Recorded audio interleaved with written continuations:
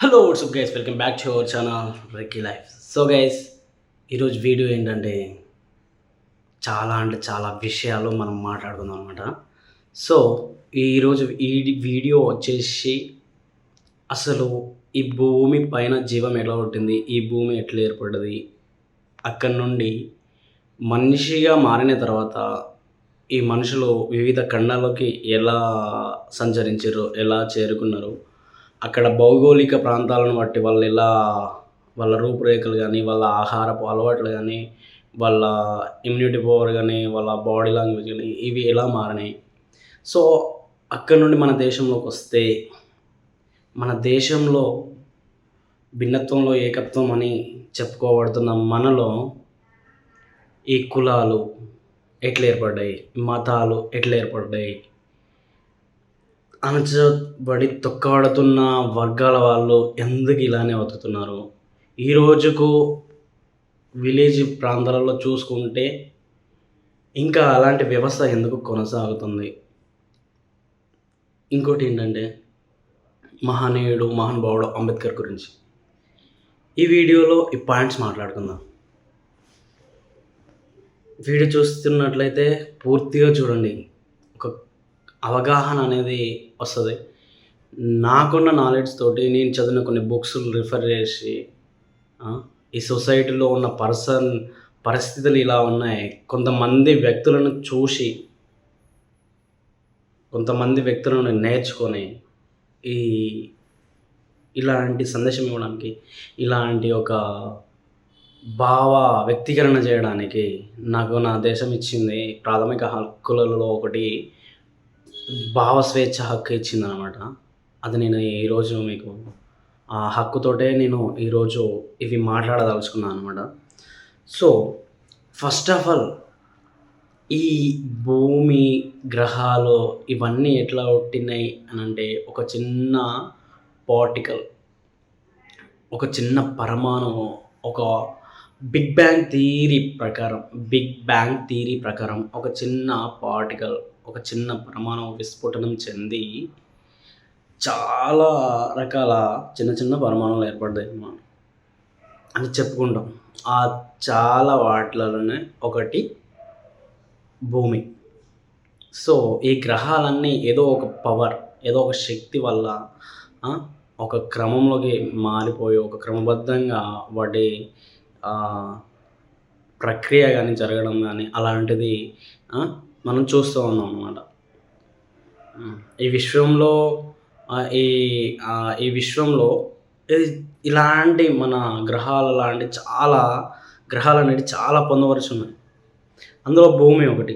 ఈ భూమి పైన అట్లా ఏర్పడ్డ ఒక భూమి పైన ఫస్ట్ పుట్టింది బ్లూ గ్రీన్ ఆల్గే ఏకకణజీవి. అది ఆ ఏకకణజీవి కాలక్రమేణా కొన్ని మిలియన్ ఇయర్స్కి మార్పు చెంది అది బహుగణజీవిగా మారడం.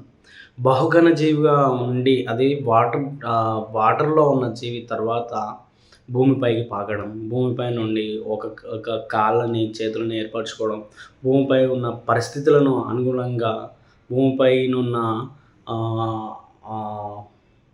ఎన్విరాన్మెంట్ని కానీ, ఆ టెంపరేచర్ని కానీ దాన్ని తట్టుకొని జీవించే విధంగా తనను తాను అమర్చుకుంటూ చివరికి ఒక మనిషి అనేవాడు ఏర్పడ్డాడు అనమాట. సో ఈ ప్రక్రియ జరగడానికి కొన్ని మిలియన్స్ ఆఫ్ ఇయర్స్ పడుతుంది. సో మనం ఇప్పుడు క్రీస్తు పూర్వం అని చెప్పుకుంటున్నాం. కేవలం 2000 సంవత్సరాలే, కొన్ని మిలియన్స్ ఆఫ్ ఇయర్స్ నుండి భూమి ఉంది, దీనిపైన జీవం ఉంది. కానీ మనుషులు లేరు. మనుషులు వచ్చి కొన్ని వేల సంవత్సరాలు అవుతుంది. కానీ ఇప్పుడు నాకు తెలిసి నేను చదువుకుంటున్నది క్రీస్తు పూర్వం అని చదువుకుంటున్నాను. కాబట్టి ఇది దీంట్లో యుగాలుగా కూడా విభజించారు అనమాట.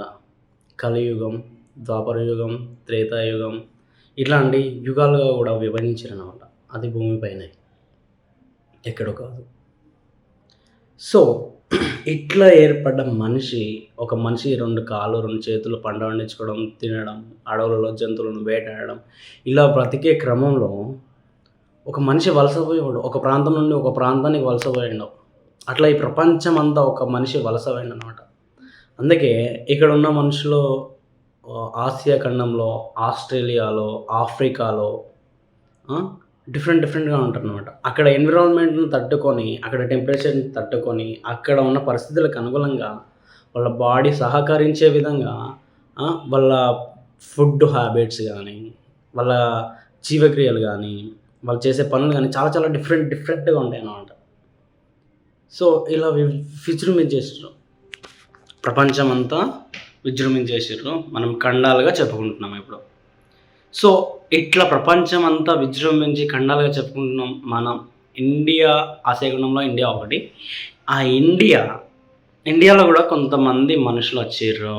మహానుభావులు, మహనీయులు.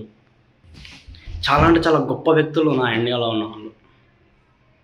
ఎందుకంటే ఆ రోజులోనే ప్రకృతి నుండి వచ్చిన ఆహారపు అలవాట్లు గానీ, ప్రకృతి నుండి వచ్చిన స్వచ్ఛమైన వాయువును కనుక్కోవడం గానీ, ప్రకృతి ఇచ్చే కొన్ని మూలికలు గానీ, వాటన్నిటిని ఇవి ఈ ప్రాబ్లమ్ వచ్చినప్పుడు ఇవి తీసుకుంటే మనకి మనకి జ్వరం వచ్చినప్పుడు ఇవి తీసుకుంటే జ్వరం తగ్గిద్ది.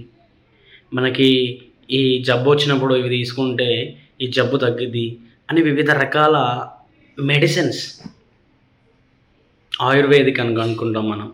ఇప్పుడు ఆయుర్వేదిక్ అని ఇంకా రకరకాల పేర్లతో మనం వాటిని పిలుచుకుంటున్నాం కానీ అవి ఎప్పుడో ఉన్నాయి. ఎప్పటినుండో కనిపెట్టినవి ఉన్నాయి. దానికి నేను చాలా అంటే చాలా గర్వపడుతున్నాను. నా దేశంలో ఇలాంటి ఆయుర్వేదిక్ మెడిసిన్స్ రావడం. ఒక రకంగా ఇది ఇంగ్లీష్ మందులకి పునాది లాంటిది. సో, ఇప్పుడు అట్లా ఏర్పడ్డ మనిషి తను ఏం చేసిండంటే మన ఇండియాలో ఉన్న వాళ్ళు కొన్ని వర్గాల వాళ్ళు ఫస్ట్ మన ఇండియాకి ఎట్లొచ్చిందంటే సింధు నది పరివాహక ప్రాంతంలో సింధువులు, జైనులు, బౌద్ధులు, సిక్కులు చాలా సాంప్రదాయాలు కలిగి చాలా ఆహారపు అలవాట్లు కలిగిన వాళ్ళు చాలా భావోద్వేగాలు వివిధ రకాల భావోద్వేగాలు కలిగిన వాళ్ళందరూ ఆ నది ప్రాంతంలో నివసించడం వల్ల ఒక గ్రూప్ ఆఫ్ పీపుల్‌గా చెప్పాలంటే వీళ్ళు ఇండియన్స్‌గా మనం ఇప్పుడు చెప్పుకుంటున్నట్టుగా మారిపోయింది. సో, అప్పుడు అట్లా మారిన దాంట్లో ఒక వర్గం ఉంది. ఇప్పటికీ మన దేశంలో రావులు, రెడ్లు వీళ్ళ చేతిలోనే ఉంది మన దేశం. మన దేశం 99% రావులు, రెడ్లు. ఇక మన తెలంగాణలో చూసుకున్నట్లయితే చంద్రశేఖరరావు, రామారావు, రేవంత్ రెడ్డి, అంతకుముందు ఉన్న రెడ్డి, రాజశేఖర రెడ్డి, కిరణ్ కుమార్ రెడ్డి. సో, ఈ భావన అనేది, ఈ వ్యక్తీకరణ అనేది ఎక్కడి నుండి వచ్చింది? అధికారం అనేది ఒక రెడ్ల చేతిలోనే, రావుల చేతిలోనే ఎందుకుంది? దేనికుంది? సో, ఇప్పుడైతే అక్కడికి వెళ్దాం. సో, ఇట్లా ఏర్పడ్డ మనుషులు వాళ్ళు ఏం చేశారంటే కొంతమంది తెలియకలలో ఇట్లయితే కుదరదు, నాకేదో పని చేసేటోడు కావాలా, వాడొకడు కావాలా, వీడొకడు కావాలని చెప్పేసి ఒకడు కూర్చొని అరే నువ్వు రారా, నీకు పని చేసి ఇది ఇస్తా, నీకు పని చేసి ఇది ఇస్తా, నీ పని చేసి ఇది ఇస్తా అంటే అప్పటి వరకు ఓకే బాగానే ఉంది. కానీ ఆ తర్వాత నీకు పుట్టిన వాళ్ళందరూ ఇదే పని చేయాలరా అని వానికి ఒక పేరు పెట్టేసాను. నీకు పుట్టిన వాళ్ళ ఒక వడ్లలో అనుకోండి, వడ్లు ఇది ఇచ్చేయాలరా అని చెప్పేసి వానికి వడ్లోళ్ళు అని పేరు పెట్టేసాను. నీకు పుట్టిన వాళ్ళందరూ ఇదే చేయాలరా అని చెప్పేసి వీనికి మాధవుడు అని పేరు పెట్టేసాను. నువ్వు ఇదే పని చేయాలి, ఇక్కడే ఉండాలని చెప్పేసి ఇట్లా క్లాసిఫికేషన్స్, కులాలు, తరగతులుగా విభజించిందనమాట. మాల, మాదిగ, మన్నప్పుడు డెక్కలి, ఇట్లా తీసుకుంటూ పోతూ ఉంటే రెడ్డి, కాపు, బెమల, ఇట్లా తీసుకుంటూ పోతూ ఉంటే చాలా కులాలను నిర్వహించిన మహానుభావుడు ఎవడో కానివాడు నిర్వహించి, ఆ కులాలను నిర్వహించి, వాటి మీద పట్టు సాధించి, వాళ్ళని అణగదొక్కి నువ్వు ఇదే చేయాలని నిధించి ఎంత కష్టపడ్డాడో వాడు. ఆ కష్టం అనేది అంత కష్టపడ్డాడు. చేసేసాడు. చేసేసి ఆ వర్గం వాళ్ళు ఆధిపత్యంలో ఉంటారు, కూర్చుంటారు, తింటారు, పడుకుంటారు, కూర్చుంటారు, తింటారు, పడుకుంటారు. క్షత్రియులు అని అడుగుతారు. వాళ్ళు యుద్ధం చేయడానికంట. దీని మీద ఇట్లా రాస్తున్న క్రమంలోనే మనుధర్మశాస్త్రం అనే ఒక బుక్ పేరు పెట్టేసి, ఒక పెద్ద బుక్ పెట్టేసి, ఆ బుక్‌లో కులాలు పెట్టేసి, మన దేశంలో ఈ కులం వాడు ఇదే పని చేయాలి, ఈ కులం వాడు ఇదే పని చేయాలని చెప్పేసి పెట్టేసి రాసుకొని పెట్టుకున్నాడు. ఇంటి పన్ను కట్టాలి పని చేస్తే. ఆడవాళ్ళకి రొమ్ముల సైజులను బట్టి పన్నులు కట్టాల. ఇది ఎక్కడి దౌర్భాగ్యం మన దేశంలో. సో ఇట్లా నడుస్తున్న కాలక్రమేణా ఆడవాళ్ళకు స్వేచ్ఛ లేదు. అది ఒక ఆడది ఏ కులంలో పుట్టినా, మాదిగదైనా, మాలదైనా, డక్కలదైనా, రెడ్డిదైనా, కాపుదైనా, వెల్మదైనా, క్షత్రియ వంశంలో పుట్టిన ఆడదానికి స్వేచ్ఛ లేదు. ఆడది బయటికి వెళ్ళకూడదు. ఆడదానికి చదవద్దు. ఆడవాళ్ళని తొక్కి పడేసారు మొత్తం. రెండవది బాల్య వివాహాలు. చిన్నపిల్లలను పెళ్లి చేసుకోవడం. ఆడు ముసలోడే, వాడి ఫీలింగ్స్ వస్తాయో రావో తెలియదు. చిన్నపిల్లని పెళ్లి చేసుకుంటాడు. వండి పెట్టాలా, ఏమన్నా ఎక్కువ తక్కువ చేస్తే కర్రలతో కొట్టడం, బాతలు పెట్టడం, రూమ్లో పడేయడం. ఇది ఎక్కువ బ్రాహ్మణుల కుటుంబంలో చాలా చాలా ఎక్కువ జరిగిన రోజులు కూడా ఉన్నాయన్నమాట. ఇది నేను చెప్పడం కాదు, ఎప్పటి నుండి చరిత్ర చెప్తున్న సత్యం. సో ఇంకోటి సతీసహగమనం. ఒక దురదృష్టవంతురాలు తన భర్త చనిపోయి ఉంటే ఆ భర్తతో పాటు తనను కూడా చిత్రవేసి కాలబెట్టి చంపేయాలి. ఇలాంటి ఆచారాలు. ఇంకా ఇక ఎస్సీలు కిందికి వస్తే, మాదిగల కిందికి వస్తే, సో ఈ భూమి మీద నేను ఒక హిందువుగా చెప్పుకుంటున్నా. నేను హిందువుగా గర్వపడతా ఉంటాను నేను హిందువునని. కానీ నేను ఒక హిందువుగా చెప్పుకుంటున్నా. నా దేశంలో కులాలు మతాల పేరిట నా ధర్మాన్ని, నేను నమ్మే భగవద్గీతని, నేను పాటించే భగవద్గీతని, నేను అనుసరించే భగవద్గీతని ఒక హిందూ ధర్మం అని చెప్పుకుంటూ చాలా అంటే చాలా చెత్త పనులు చేస్తూ అధర్మమైన మార్గంలో రాసుకున్న మనుధర్మ శాస్త్రాన్ని పాటిస్తూ, ధర్మం అని రాసుకున్న అధర్మమైన మనుధర్మ శాస్త్రాన్ని పాటిస్తూ, అప్పుడేసిన మచ్చ ఇప్పటివరకు పోకుండా దాన్ని గట్టిగా ఒక గవర్నమెంట్ స్టాంప్లో గుద్ది పట్టి నడుపుతున్న ఈ సమాజాన్ని నాకు నచ్చలేదు. నాకు ఒక హిందూగా ఈ సమాజం, హిందూ సమాజం నాకు నచ్చలేదు. నేను ఒక హిందూగా చెప్తున్నా. సో ఇక ఈ మాదిగల దగ్గరికి వస్తే, మూతికి ముంత, ముడ్డికి చీపురు. నీకు ఉమ్ము వస్తే రోడ్డు మీద ఉమ్మద్దు, రోడ్డు మైలమైపోతుంది. ఆ ముంతలోనే ఉమ్మాల. నువ్వు నడిచిన దారి ఉంటుంది కదా, ఆ దారి మలినమైపోతుంది. మళ్ళీ నువ్వు తుడుచుకుంటూ పోవాలంటే నీకు ఇంకా చీపురు ఉండాలా. నువ్వు నడుచుకుంటూ పోతే అది తుడుచుకుంటూ పోతుంది. సో ఇది జరిగింది నా దేశంలో, హిందూ దేశంలో. ఎందుకంటే చాలామంది మహానుభావులు చాలా విధంగా, చాలా రకాలుగా యుద్ధాలు చేశారు, పోరాటాలు చేశారు. కానీ ఇది ఎంతలా పాతుకుపోయిందంటే కుల, మత, వర్ణ, భేద వ్యవస్థలు రక్తంలో ఇమిడిపోయినాయి. ఈరోజు క్రైస్తవులు అని చెప్పుకునే వాళ్ళకి కనీసం రూమ్ తీసుకోవడానికి రూమ్ రెంట్ కూడా దొరకట్లే. ఈరోజు మాదిగొంది అని చెప్పుకుని రూమ్ తీసుకోవడానికి నాకు రూమ్ రెంట్ ఎక్కడ దొరకట్లే.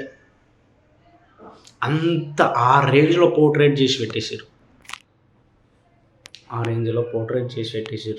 ఈరోజే ఒకరోజు అనిపించింది, నేను హిందువునని గర్వపడతా ఉంటా, నేను భగవద్గీతని ఫాలో అవుతా, ధర్మ అధర్మాలను తెలుసుకుంటా అని అనుకుంటా. కానీ నాకే ఒకరోజు చాలా అవమానం అంటే చాలా అవమానం జరిగింది. జీర్ణించుకోలేకపోయినా. అప్పుడే నాకు అనిపించింది, నేను ఒక క్రైస్తవుడిగా మారిన అయిపోతుండే. అమ్మ నాకు రెస్పెక్ట్ ఉండేది. చాలామంది ఇందుకే మారారు. ఇలాంటి సిచ్యుయేషన్‌లో గుడికి రానీయలేదు, బడికి రానీయలేదు, బావిలో నీళ్ళు తాగనీయలేదు. ఇలాంటి సిచ్యుయేషన్‌లో భగవద్గీత చెప్తుంది, ధర్మం ఎక్కడైతే అణచబడుతుందో అక్కడ ధర్మ పరిరక్షణకై ఒకడు పుడతాడు. రాముడు ధర్మం కోసం పుట్టిండని నమ్మితే, కృష్ణుడు కురుక్షేత్రంలో పాండవులను గెలిపించి ధర్మాన్ని కాపాడిండు అని నేను నమ్మితే, అణిచివేయబడుతున్న బతుకులను, తొక్కబడుతున్న బతుకులను, స్వేచ్ఛ జీవితం లేని ఆడదాని జీవితం కోసం, బాల వివాహాలు చేసుకుంటున్న పిల్లల భవిష్యత్తు కోసం, మాదిగలని చెప్పబడి తొక్కబడుతున్న, చిన్న చూపు చూస్తున్న కొన్ని వర్గాల కోసం, ధర్మం అని రాసుకున్న మనధర్మ శాస్త్రాన్ని ధర్మం అని పాటిస్తూ కొన్ని జీవితాలను, కొన్ని వర్గాలను తొక్కిపడేస్తున్న, అధర్మం చేస్తున్న కొన్ని వర్గాలపైన యుద్ధం చేయడానికి ఒకే ఒక్కడు పుట్టిండు. అతనే అంబేద్కర్. సో అంబేద్కర్ ఒక మాదిగల కులస్తుల రిజర్వేషన్ కోసమే తన రాజ్యాంగం రాయలేదు. ఆడది రోడ్డు పైన స్వేచ్ఛగా తిరగాలని, ఆడది చదువుకోవాలని, ఆడదానికి భవిష్యత్తు ఉందని, ఆడది సొంత నిర్ణయం తీసుకోవాలని, బాల్య వివాహాలు నశించాలని, సతి సహగమనం ఉండకూడదని, మానవ హక్కుల కోసం పోరాడిండు. రిజర్వేషన్ల కోసం అంబేద్కర్ పోరాడలే. ఈరోజు మనిషి యొక్క హక్కుల కోసం పోరాడిండు. మనిషి యొక్క హక్కుల కోసం పోరాడిండు, రిజర్వేషన్ల కోసం కాదు. ఒక స్టోరీ చెప్తాను నేను. మా ఫ్రెండ్ రెడ్డి ఉన్నాడు ఒకడు, ఇంకోడు ఎస్టీ వాడు ఉన్నాడు. ముగ్గురం ఒకటే రూమ్లో ఉంటుండే. నేనే ఇండస్ట్రీ పర్సన్ని, సాంగ్స్ రాసుకోవడం, స్క్రిప్ట్ రాసుకోవడం అది ఇచ్చేసేవాడిని. వీళ్ళిద్దరు గవర్నమెంట్ జాబ్ కావాలని పోటాపోటీ చదువుతుండేవాళ్ళు. పాపం ఇటు రెడ్డి, పేరుకు రెడ్డి, కానీ చిల్లి గవ్వ రూపాయి లేదు. వాళ్ళ అమ్మ నాన్న సంపాదించిన ఆశలు ఏం లేదు, రిజర్వేషన్ లేదు, చదువుకోవాలి, కష్టపడాలి. వీడెస్టీ వీళ్ళ అమ్మ నాన్న సారా కాస్తారు, కట్టెలు కొడతారు, అవి చేస్తారు, అక్కడెక్కడ డబ్బులు సంపాదిస్తారు, వెనుక పెడతారు, సంపాదిస్తున్నారు. వీడు ఏం చేస్తాడు, తిరుగుతాడు, చదివినప్పుడు చదువుతాడు, లేకపోతే చదువుతాడు. ఈ రెడ్డి అన్నాడు, నాకు జాబ్ కావాలని, నాకు ఖచ్చితంగా జాబ్ పట్టుదలతో కొట్టాలని చెప్పేసి వీడు ఎప్పటికీ చదువుకుంటూనే ఉంటాడు. నాదంటారా, నేను షూటింగ్కి వస్తా ఉంటాను, షూటింగ్ అట్లా గడుస్తుంది రెగ్యులర్గా. సరే గ్రూప్స్ పడ్డాయి, ఎగ్జామ్ రాస్తున్నారు. మరి నువ్వేంటో చదవట్లేదని నేను అడిగిన మా ఫ్రెండ్ కానీ, వాడు ఎస్టీ అనమాట. అడిగితే వాడేమన్నాడు, నాకు రిజర్వేషన్ ఉంది కదా, నేను తక్కువనే ఏం కదా జాబ్ కొట్టిస్తా అన్నాడు. ఈ రెడ్డి, మా రెడ్డి అనే ఫ్రెండ్ కూడా అనమాట, రెడ్డి అని పిలుస్తా. వాడేం చేసిండంటే, నేను చదవాలరా, నాకు రిజర్వేషన్ లేదని రాత్రి పగలు కష్టపడి చదివిండు. ఈ రెడ్డి అన్నట్టు ఒక మార్క్ తోటి పోయిండు. వీడు చదవలేదు, ఏం చదవలేదు, రిజర్వేషన్లో జాబ్ కొట్టిండు. అంటే ఎంత దుర్మార్గం ఇక్కడ, ఎంత దుర్మార్గం. వాడు రెడ్డి పేరుకు మనకి ఆస్తులు ఏంలో, వాళ్ళ ఎవరయ్య సంపాదించింది ఏం లేదు. చాలామంది రెడ్డిస్లో కొంతమంది రెడ్డిలలో ఆస్తులు ఉండవు, పాస్తులు ఉండవు, ఒక పేరు రెడ్డి అని తప్పితే ఏమి ఉండదు. కానీ ఎవరికి చెప్పుకుంటారో బాధ. పేరు కోసమే బయటికి నవ్వుతాడు, బయటకు వచ్చి నిలబడతాడు, వాడు తినకపోయినా. కానీ వాని బాధ వాడికి తెలుసు. అన్యాయం జరిగినట్టే కదా అక్కడ. అంబేద్కర్ పోరాడింది కులాల, మతాల రిజర్వేషన్ల కోసం కాదు. వెనకబడి ఉన్న ఏ మతమైనా, ఏ కులమైనా, ఎవడైనా వెనకబడి ఉన్న వాడికి రిజర్వేషన్ కావాలని చెప్పిండు. అసలు ఈ కులాలు వద్దే వద్దు, కులాల తరగతులు వద్దే వద్దు అని అంబేద్కర్ 100కి 100 పాలు కొట్లాడినవు. కానీ మన ముసలోడు వినలే. కులాలు కులాలు కులాలు కులాలు పెట్టిండు. ఈరోజు ఆ కులాలు ఇంకా కొన్ని కొన్ని గ్రామాలలో విలేజ్లలో నడుస్తున్నాయి. పటేలా అని పిలుస్తారు ఒక్కొక్కరిని. అరే! నా అయ్య పటేలా అని పిలిచిండు. నా తాత పటేలా అని పిలిచిండు. ఎందుకంటే వాళ్ళకి చదువు లేదు. వాళ్ళున్నప్పుడు చదువు లేదు. మా తాతని మా తాతని దోపిడీ చేసిర్రు చాలామంది. ఎట్లా? శ్రమ దోపిడీ. మా తాతకి ఒక పూట అన్నం పెట్టి రోజంతా పని చేపించుకున్నారు. ఆ రోజులలో శ్రమ దోపిడీ చేసేసిర్రు. ఎవడు చేసిండు? ఉన్నోడే చేసిండు. ఎందుకు చేసిండు? వీడు తక్కువ కులమోడు కాబట్టి. నేను అన్నం పెడతా వాడు చేయాలి, నేను ఛాయ్ పోస్తా వాడు చేయాలి. కొన్ని రోజులు మా అయ్య కూడా అదే పని చేసిండు. ఎందుకు చేసిండు? తక్కువ కులపోడు కాబట్టి. ఇప్పుడు నేను కూడా అదే పని చేయాలా? మా తాత పటేలా అని పిలిచిన నీ బాంచన్ అన్నాడు. మా అయ్య పటేలా అని పిలిచిన నీ బాంచన్ అన్నాడు. మరి నేను కూడా పటేలా అని పిలిచి నీ బాంచన్ అనాలా? ఇంకో విచిత్రం ఏంటంటే రెడ్డి వాళ్ళు కాపోళ్ళు ఎవడో ఒకడు వస్తూ ఉంటే మనం లేచి నిలబడాలంట. కుర్చీలో కూర్చున్నా, మంచంలో కూర్చున్నా. మా అమ్మ అంటే నాకు విచిత్రం అనిపిస్తుంది. మాకు ఇంకా ఫ్రీడమ్ ఎక్కడొచ్చింది?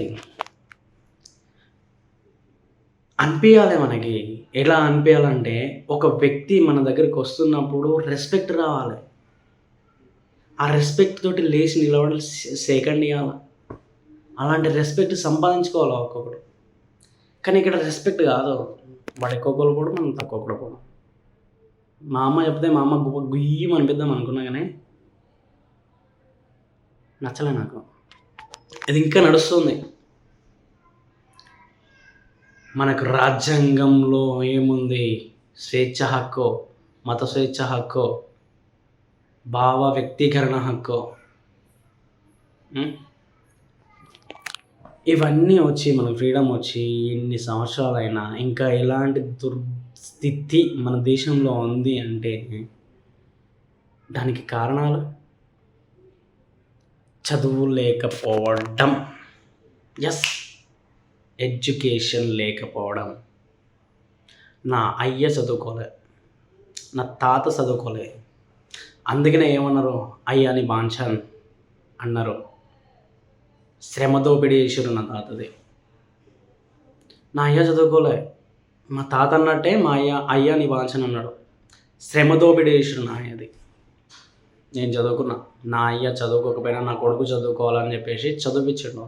ఇది నా ఒక్కని ఇట్లా సిచ్యువేషన్ కాదు.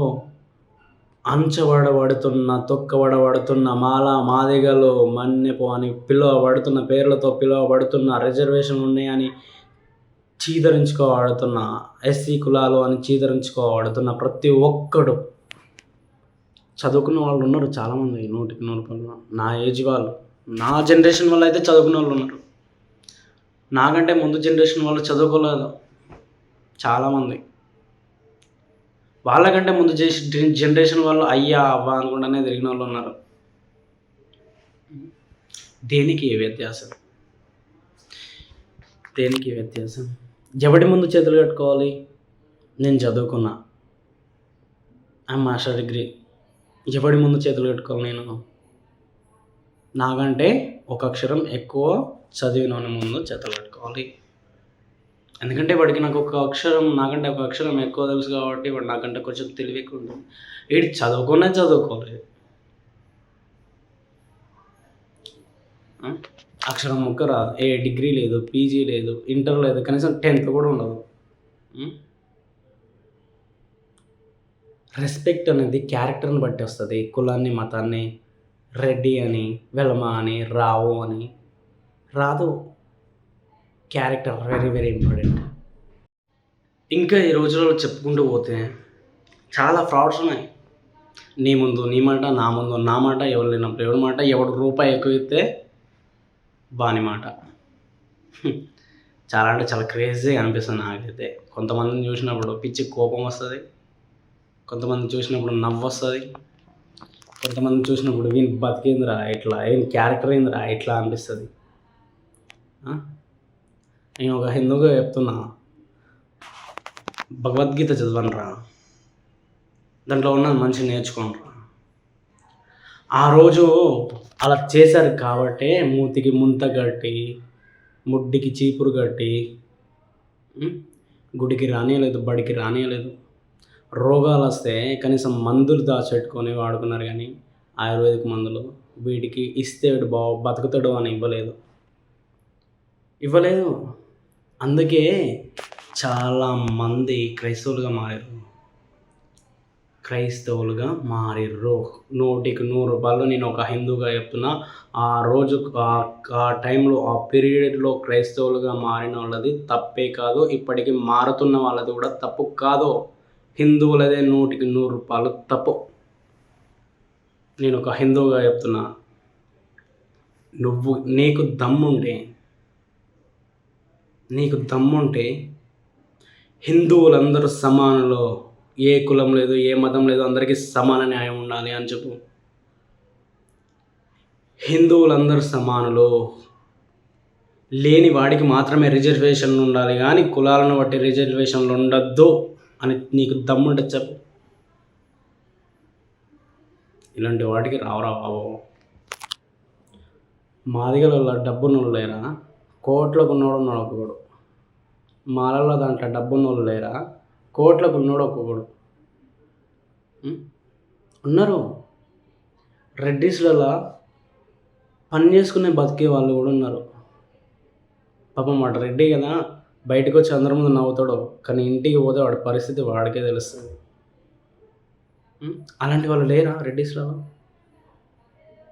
చాలా కులాలలో ఉన్న వాళ్ళు ఉన్నారు, లేని వాళ్ళు ఉన్నారు. కులాలను బట్టి రిజర్వేషన్లు కాదు, ఉన్నది లేదు దాన్ని బట్టి రిజర్వేషన్లు ఉండాలి అని ఎవడైనా చెప్పండి.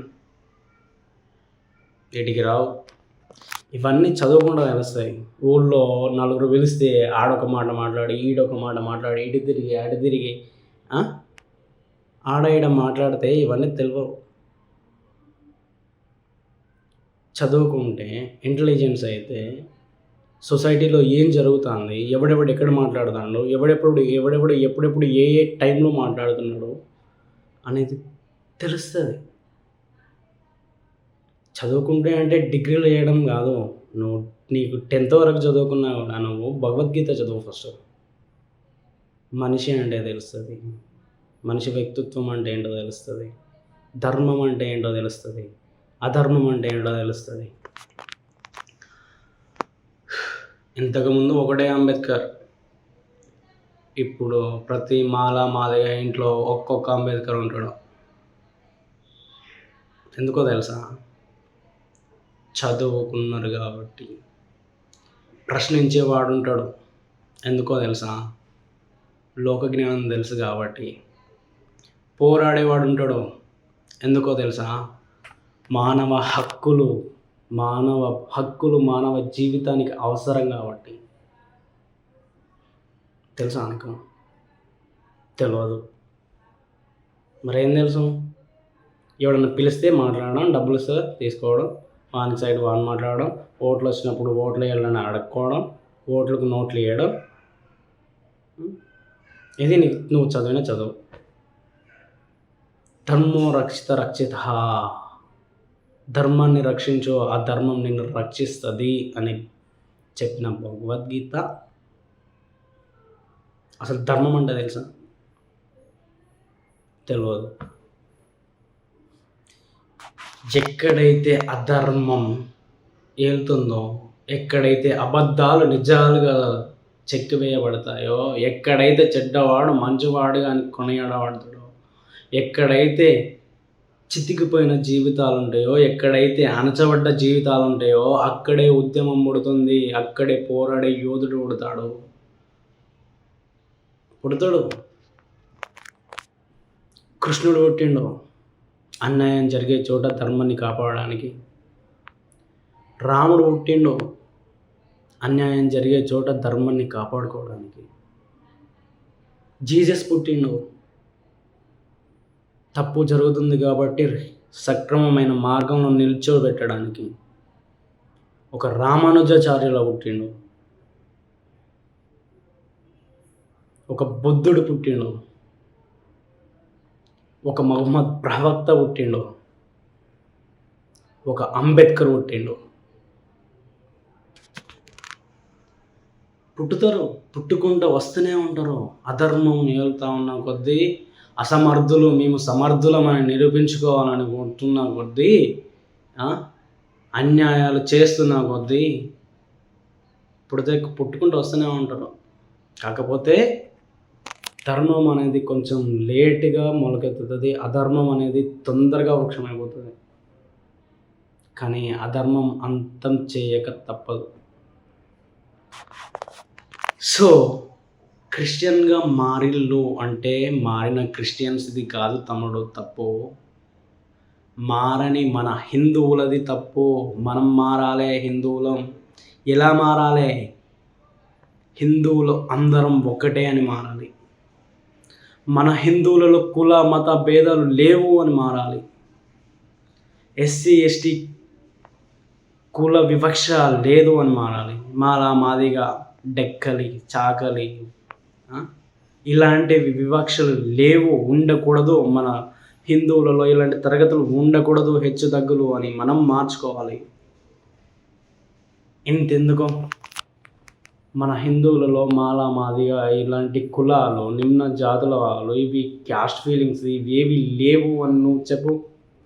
క్రిస్టియన్గా మారిన ప్రతి ఒక్కరిని హిందువుగా మార్చే పూచి నాది. ఇది మారినప్పుడు నేను వాళ్ళందరినీ హిందువులుగా మార్చకపోతే నా తల తీసి నీ దగ్గర పెడతా. సో నేను చెప్పేది ఏంటంటే, ధర్మో రక్షిత రక్షిత. ఫస్ట్ ధర్మం ఓడిపోయినా చివరిగా నెక్కేది ధర్మమే. ధర్మం ఎక్కడైతే అణచివేయబడుతున్న బతుకులు ఉంటాయో అక్కడే ఉద్యమం మొదలవుతుంది. ఇవన్నీ చూసినప్పుడు నాలో రక్తం మరిగిపోతుంది. పోరాడే భావాలు ఉంటాయి నాలో, ప్రశ్నించే గుణం ఉంటుంది నాలో చిన్నప్పటి నుండి, ఇప్పటి నుండి కాదు. ప్రశ్నిస్తూనే ఉంటా. నా దేశం నాకు ఇచ్చిన హక్కు, భావ ప్రకటన హక్కు. నా దేశం నాకు ఇచ్చిన హక్కు, మత స్వేచ్ఛ హక్కు. నా దేశం నాకు ఇచ్చిన హక్కు, ఆస్తి హక్కు. నా తాతది నా నాన్నకైతే, నా నాన్నది నాకైతుంది. నా దేశం నాకు ఇచ్చింది హక్కు. ఎవడో ఇది కాదంటే ఎట్లా అవుతుంది? సో చదువుకోవాలి. ఎందుకనే చెప్తాడు మా అయ్య చెప్పేది, రాళ్ళు పట్టుకొని కొట్టేది నన్ను, చదువుకోరా అని. ఎందుకు కొట్టిండో కానీ ఈరోజు నాకు అర్థమవుతుంది. నా అయ్య నా కోసం తన జీవితాన్ని త్యాగం చేసి నన్ను చదువుకోమని కొట్టి తిట్టి పంపించింది. ఎందుకంటే ఈరోజు నేను ఇలా ఉన్నాను కాబట్టి. లేకపోతే ఏ ఆటో డ్రైవర్నో, లారీ డ్రైవర్నో, జేసీబీ డ్రైవర్నో, లేకపోతే మురికాల ఉండి తిరగటన్నో, లేకపోతే మేస్త్రి టాపీ పని చేసుకునేటన్నో, లేకపోతే ఏ బజార్లో ఉండి తిరిగి తాగుబోతున్నో అయ్యేవాడిని. కానీ నేను కాదే, ఎందుకంటే చదువుకున్నా నేను. I have some knowledge. Yes, అందరికీ చెప్పేది ఒకటే, ఎవడికి రెస్పెక్ట్ ఇవ్వాలి, ఎవడికి రెస్పెక్ట్ ఇవ్వకూడదు అనేది వాడి క్యారెక్టర్ని బట్టి ఉండాలి, కానీ వాడి కులాన్ని మతాన్ని బట్టి కాదు.